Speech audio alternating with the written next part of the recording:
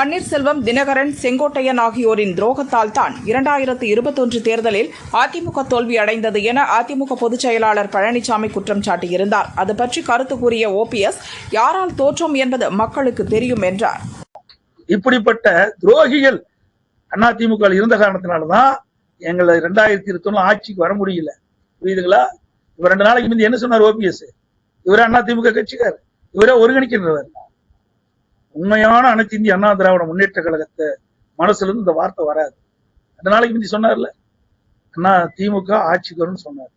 இவர் எப்படி போய் ஒன்றாக இணைய முடியும்? இதெல்லாம் திமுக பிடிஎம் இருந்து செயல்படும். அதெல்லாம் நீங்க மாத்தி பேசக்கூடாது. உங்க பத்திரிகை செய்தி நான் வச்சிருக்கிறேன், கையிலேயே எல்லாம் வச்சிருக்கிறேன். பத்திரிகை செய்தி, ஊடக செய்தி, அவர் என்ன பேசினான்னு எங்களுக்கு வந்திருக்கு. அதன் அடிப்படையில தான் நான் அந்த கருத்தை சொல்றேன். அதெல்லாம் இன்னைக்கு தயக்கம்ல இல்லையா? இனிமேல் தானே இருக்கும். ஏற்கனவே நாங்க பதவியெல்லாம் பாருங்க, அதிமுகவை பொறுத்த வரைக்கும் யார் துரோகம் செஞ்சாலும் சரி, தலைமைக்கு உடைய கருத்தை அவர்கள் முழுமையாக கடைபிடிக்காவிட்டால் யாராக இருந்தாலும் உரிய நடவடிக்கை எடுக்கப்படும். நடவடிக்கை எடுத்துட்டு இருக்கும்.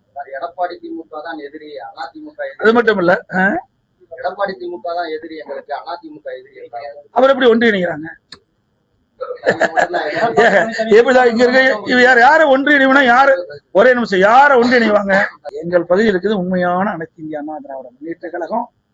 பொன்மனச்செம்மல் புரட்சித் தலைவர் எம்ஜிஆர் காலத்திலிருந்து இன்று வரை அணிபெறலாமல் இருக்கின்றவர்கள் இங்கே அமர்ந்திருக்கின்றார்கள்.